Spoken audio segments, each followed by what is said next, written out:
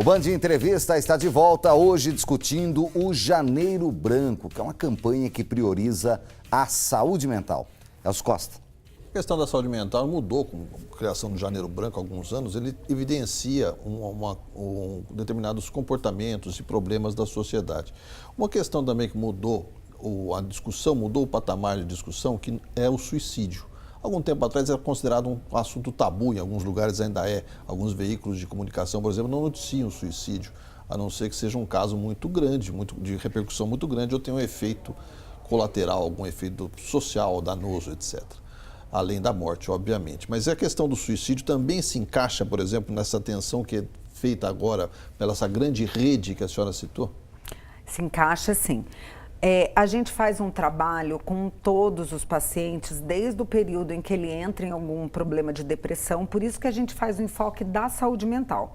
Porque como tem um índice muito grande de estresse de todo mundo, a gente hoje em dia trabalha para a pessoa trabalhar a saúde mental, né? Dar essa prioridade.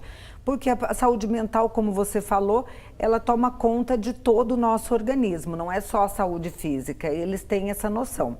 E o suicídio teve um aumento muito grande de uns anos para cá, foi aumentando gradativamente, não só na cidade de Taubaté, como no estado, no Brasil e no mundo.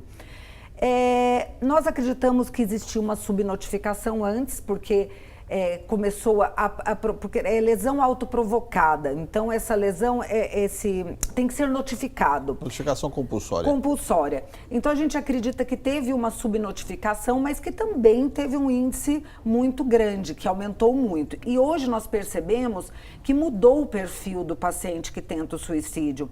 A maior parte das tentativas de suicídio está entre as mulheres e jovens, entre jovens e adultas, vamos dizer, dos 15 aos 40 anos no máximo. É o maior público nosso, que são tentantes do suicídio. Agora, o suicida, ele emite sinais. Emite.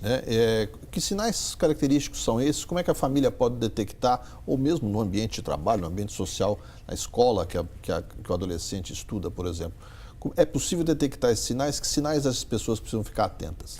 A gente orienta sempre a família, a escola ou todas as pessoas a ficarem atentas a si próprio e às pessoas que estão próximas, porque ela vai emitir alguns sinais.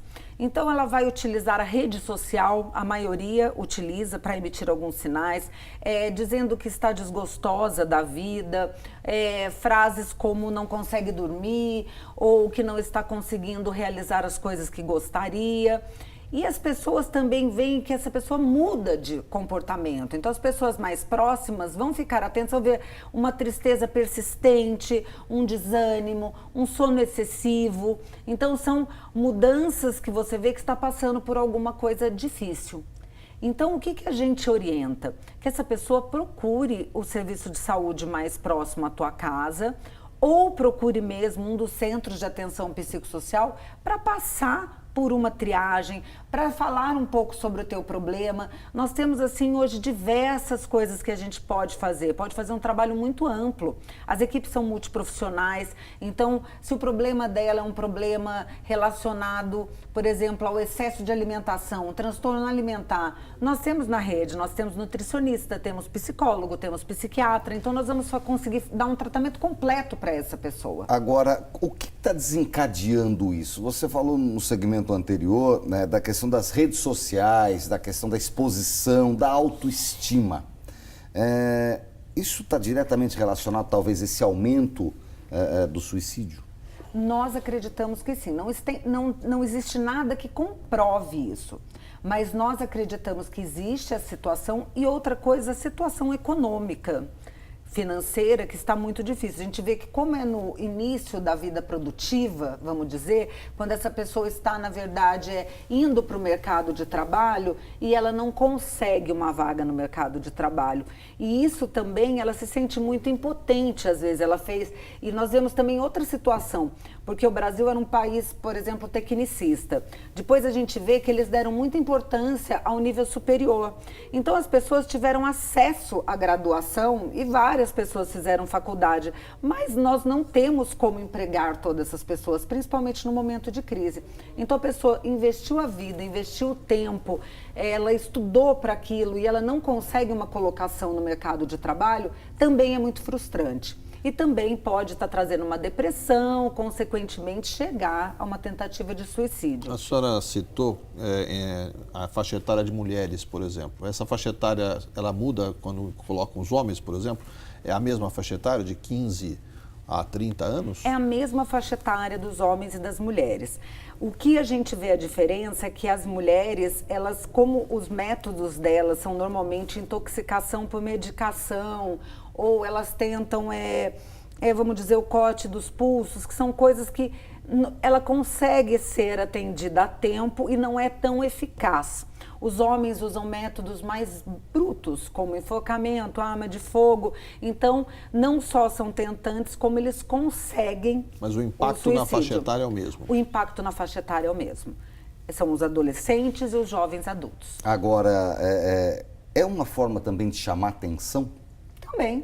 Também podemos dizer que eu acredito que é uma forma de um pedido de socorro. Porque quando a pessoa ela chega no momento de pensar em suicídio, ela está numa situação onde ela não vê saída. Talvez o problema dela não seja tão grave. Existe uma proteção, existe um caminho, mas ela não consegue enxergar naquele momento.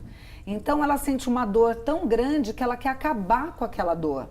E ela acha que ela se matando, ela finaliza aquela dor. E o que a família pode fazer nesse momento, já que é claro que não convém agressão, bater, etc e tal, castigar.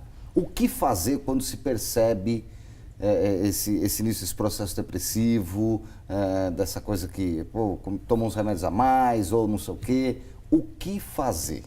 Procurar um profissional de saúde ou um serviço de saúde que é próprio para isso. Como eu falei, nós temos os CAPs em Taubaté, não só em Taubaté, como diversos municípios têm, né, que são os Centros de Atenção Psicossocial. Nós temos hoje em Taubaté o Infanto Juvenil, que atende as pessoas até os 18 anos incompletos, tanto para transtorno mental severo e persistente, como para o uso abusivo de substância também. Então, são duas vertentes, a doença mental e o uso abusivo de substância psicoativa. Mais uma parada, a coordenadora de saúde mental de Taubaté, a convidada de hoje do Band Entrevista, e ela segue falando sobre esse assunto já, depois do intervalo.